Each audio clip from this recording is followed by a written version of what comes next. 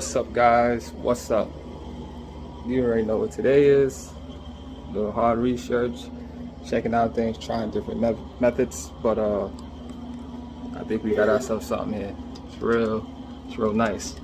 But I don't want to make it too long or anything. Just want to get right into it. Gonna have a few comments afterwards or whatever. This is a Gen 5 SSD update on the PlayStation 5, and just to give you guys a little detail, a little, show you what I'm working with. That is the PS5 right here. Same one as the last videos. Nothing new, nothing different. About to take off the case, install the SSD. We're gonna jump right into it. Got the case off. As you can see, this is my heatsink right here. Aftermarket. I don't really trust the ones from the source itself, whether it's coming from Samsung or whoever. Basically, just doing all the research or whatever, this came out to be the best PS5 heatsink out of all heatsinks. Whether you get it from Samsung with a heatsink, WD with a heatsink, that's Western Digital, Seagate with a heatsink, this is the best heatsink on the market for the PS5. Alright. SSD case is off. Heatsink is right here. As you can see, I put like a little thermal pad right here to raise it up, because underneath this metal, give you guys a little more detail, so the SSD can make contact with it. That strip, thermal pad, that's where the SSD sits to make contact, transfer, heat transfer. I don't gotta explain the rest. If you do, ask for a video, leave a comment at the bottom, and I'll give you guys more information on how that works. All right. This SSD right here is a Crucial T700 Pro. This is a Gen 5 SSD. The last one I had was an MP700. That gave me some issues. I tried contacting them. They took long to get back to me. They told me I have to wait for a firmware update. There was thermal heat issues with that, I believe, because once these SSD get a lot hotter than the Gen 4 SSDs, and the amount of different stuff that I tried is basically I did not try with this SSD right here. And further into the video, you'll see what I'm talking about. I mean, it's a little drastic, but I am coming up with different ways to avoid doing it the way I'm about to show you guys, to get it to run constantly. So we'll get into it. Just want to show y'all the SSD real quick. If y'all don't already know how it looks, pretty much the same as every other one. It's a little different. Some SSDs require thermal pads in the back and front.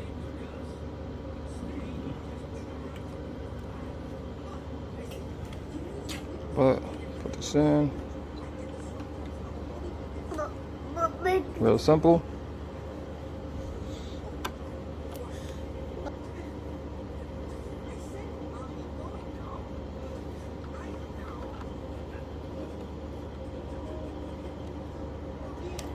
Voila. Gen 5 SSD T700. Again, we're trying to future-proof our console. Sorry. This is not, all about just getting faster speeds for our PS5, because again, if it runs backwards compatible, it's gonna run it in the mode of Gen 4 and not Gen 5.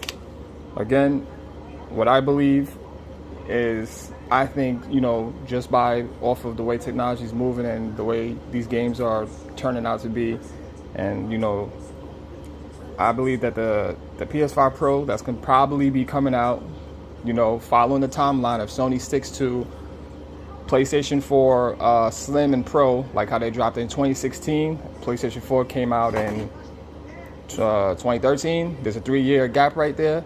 So we are looking at, a November release. Microsoft, I don't know if they might drop their console earlier, because again, they did get a lot of drawback because, they dropped it 2017, and then after that, they came out with another system a few years later after that. To me, it doesn't make sense, because if you want to put your console on the market, and you want developers to have time to, get custom with the system and get the most out of it, you're gonna need more time on the market versus, just throwing your system out there for 2-3 years, and then now the next gen system is coming or rolling out. To me, it doesn't make any sense. So this is why I feel like, PlayStation 5 the Pro is definitely going to be released in November. But hey, I could be wrong, but majority I mean, it's a 50-50. If I'm wrong, who cares, you know? I had another video too talking about the specs, what we're gonna be looking at. I'll probably just throw it in here real quick. PlayStation 5 Pro, maybe 18 gigabytes. PlayStation 5 is 16. We are looking at probably the 7700 XT GPU, which is AMD, I think, is going to make it Gen 5 capable versus like how they made the 7600 Gen 4, and I believe that's more like a budget that's a budget GPU. The 7800 might be most likely Gen 5. The 7900 is Gen 5 capable. The 7000 series CPUs are Gen 5 capable. They have Gen 5 motherboards. They've been out for a while now. If you do your research, you know, some people don't want to go with AMD motherboards. They rather wait for the video or whatever the case is. Either way, you know, Gen 5 is out there. You know, it can be used. You just gotta do your research, look for whatever you're looking for if you're a PC head. And yeah, I mean, that's about it, really. You know, I can't really go too much into, you know, the specs other than, you know, I think they're gonna put a Gen 5 SSD in the Pro. Everything's gonna be Gen 5 capable. CPU might be maybe a Ryzen 7, I don't know, 77X or something lower than that. I don't think 5900 is Gen 5 capable. I mean, I haven't really, you know, checked too much, but again, I'm trying to make this video fast. Just trying to throw something out here, slim down the time, not, you know, throw too many you know, videos at you just talking about you know, just one thing, just trying to bunch it all together. But let's get right into it real quick.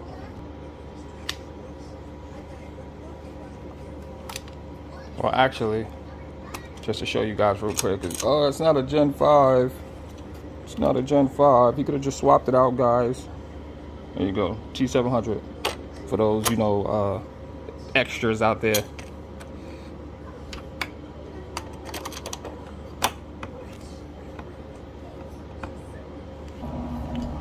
All right, here we go. I did a little something crazy. I covered up the box a little bit because, you know, it's a little extreme, but it is actually efficient in concentrating the cold air from the AC directly onto the PS5's heatsink, which is right there. So I had this sitting right, it's cold right now. So basically I had this sitting here for about 5 minutes real quick, turned it on. You know, for you guys out there who have, you know what this box is, but that's not the point of the video. I left the vents open so it could breathe properly, and my little monitor, because I had to set it up by the AC. I didn't have a long enough wire to put on the TV, but you know, it also works the same. Hold on, let me get my controller. All right, the lights on. Turn this on real quick. All right. Here we go. Format. You need to use format. Yep. Excuse me, little man. Let's go.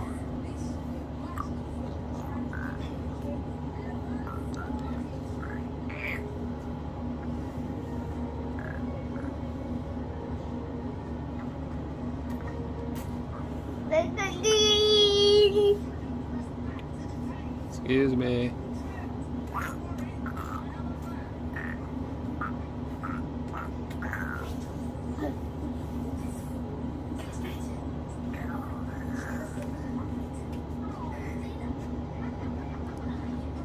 And as you can see, when the SSD is properly cooled, it will continue to format.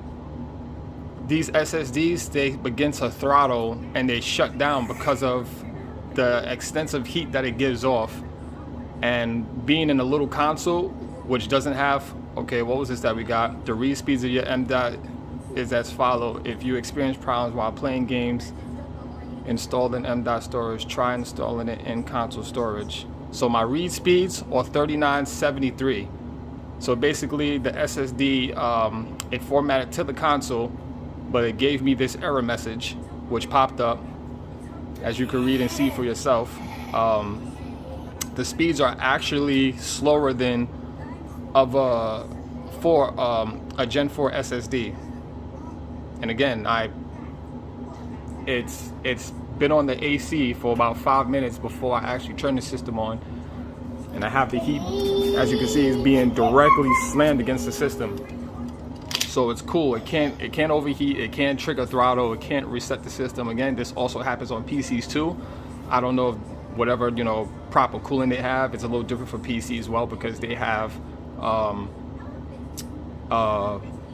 whole bunch of fans inside of their tower or whatever, and it's a little different on consoles. And I think maybe on the PlayStation 5, on their motherboard, or maybe the system just has like a thermal limit that's maybe lower, or whatever the case is. But as you can see, the Gen 5 SSD is possible on the PS5. I am gonna try another method to see if I could just use like probably like a regular house fan or some type of mini fan, and just have it blown, just have it blown on the heatsink itself, to see if that's, you know, sufficient enough to keep everything cool and all that.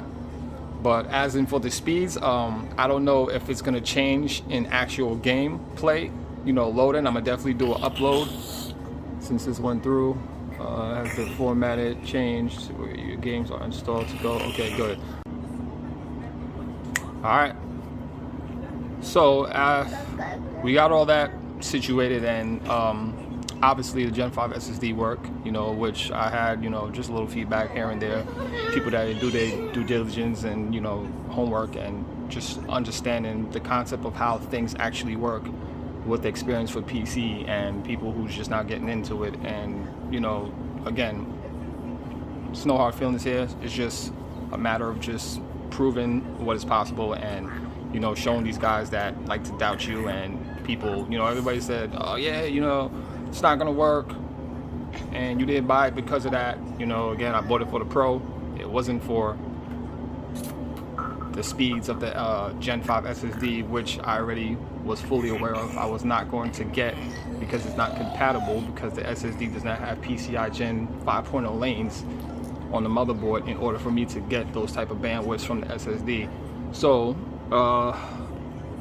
like I was saying on my last snippet before it got cut because my space ran out, I think it took me, well, we're gonna see real quick, so it took me about like 7 minutes to transfer the games on my Western Digital SSD that I had before. And we're gonna try to do a game transfer now to see how fast it takes. But when I did it, it was, what was it? It was right there, 437 gigabytes, and here we go. We're gonna go to the games. All right, we'll go to, just pick Demon Souls real quick. It's gonna tell us where we want to select items to move. Select items to move to. Okay, so we're gonna transfer our games that's on the PS5 storage. Well, actually, I think some actually went on to the M.2 already, for what it's showing. Okay. Why is it showing that? Okay, that's weird. Okay, let me see. Alright, we're gonna put 4 on there. Actually, this is operating a little different now that I'm looking at this, because before it seems like it just put some of my games straight onto the SSD already, because it's already split for some reason. Hold on. Excuse me.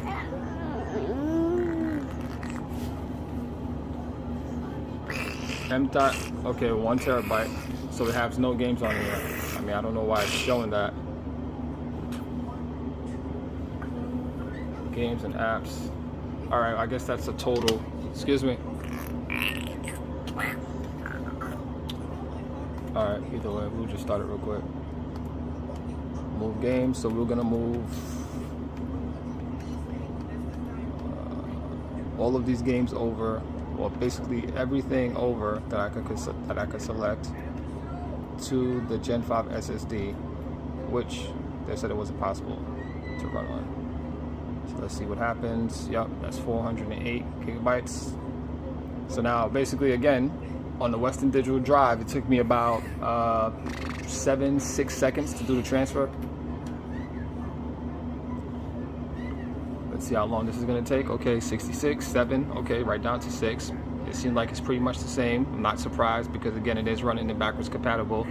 I never seen that before. It dropped down to 46 seconds just now, unless I'm blind. Oh, 45 seconds left. Okay. It seems to be moving a lot faster than it was with the Gen 4 SSD. Because when I started, this gap right here, the loading space bar, it wasn't even up to this point already when I started it. It was like still back there. I hope I have enough space to show you guys the whole thing. But yeah, you know, I tried a lot of different things. I was gonna show you different videos. I was gonna put it into the video too, but I kind of figured it'd just be too much because, you know, I some of the things I tried wasn't really, you know, it didn't really make sense trying to do. Like, you know, I tried like, you know, with like let's just say I covered the SSD or the heatsink itself and I rested something cold on top of it, let it sit to try to run, it didn't work. So obviously it needs constant air, which I figured out with the AC. Well, I've been knew it, but I just didn't try it. That was the last thing to try or whatever. And this thing is really, it's really going a lot faster than the Gen 4 SSD. Not a lot faster to the point that it's, you know, minutes difference, but when I did the Western Digital comparison, it wasn't this far ahead. Again, I'm not heavy in YouTube. Again, if I can, I would try to give you guys like a side-by-side comparison or something, but we just got to go off of this. Anybody else, you know, who's watching the video, if you like this, you know, or if you guys, you know, wanted to give like a more in-depth of analysis between the two SSD and a better comparison between the two. Sorry about that, little man. Yeah, you know, you could just, you know, purchase SSD, do your own little tests and research or whatever. Comparisons, you probably gonna have to do the same setup, you know, make sure the SSD stays cool. Maybe I might come up with a better way of doing it. Again, I am gonna try using a smaller fan and just sitting it right up against the SSD and seeing what happens or whatever. And we're gonna see if, you know, if this could run without the cool air of the AC, and we could just use room temperature air. And as long as the SSD stays, I think within 90 to 80 degrees or something like that, I think it's pretty much fine. But again, being in a console and how it's so tight and it doesn't have its own airflow like a PC, it's not going to stay on, and it's definitely going to overheat right away, because this is when it's transferring data. This is when the SSD gets its most hottest at its peak or whatever. There's videos on it. You can do your research and, you know, look into how the NAND flash gets extremely hot, the controller, all of these things during the process of transferring data from the games and all that. It's a little different when actual playing the game versus you know, transferring big files and all this or whatever. But yeah, this is a lot faster. Not a lot faster, but it's faster than what it took me on the last one. And also, in the last video, if you check it out, there was throttle issues. Again, I did a little research or whatever. Also, I spoke with Corsair with their SSD. They also had issues with it on PC. They said it was coming out with a firmware update. I don't know if they have yet or haven't. You know, I'm guessing some people is using it now, so maybe they did. Again, I did not try this with the Corsair SSD, because this was the SSD right here that I wanted, but it wasn't coming out at the time, so I went with the Corsair or whatever. But I'm pretty sure both of them gave the same results or whatever. So if you have the Corsair SSD and you're thinking about putting it into the PS5 and you have a efficient or sufficient way of cooling it, you know, by all means, go right ahead. Again, it's gonna have to be cooled by, as of right now, with cool air from the AC. setup, and this is being directed right at the heatsink of the PS5. Again, I'll show you guys real quick. As you can see, like this thing is like, this heatsink is like super cold right now. Not only that, it keeps the system warm, but yeah. Again, you know, it's not much to say. I accomplished what I was trying to do and prove. And if you guys like this, all I can say is, you know, drop a comment at the bottom. You know, if you have any questions, I'll be glad to answer them. I guess I'll just see you guys in the next one. I'll probably do another update with me just running it with room temperature. Probably try to get like a little powerful fan or whatever to try to, you know, see if it'll work without it being in this awkward position, having to run by the AC in order for it to run. And yeah, man, yo, share this out, like, definitely subscribe, and I'll see you guys on the next one, man. Peace. This is crazy, man. Mark Cerny, man, something. All right, you guys, I'm out.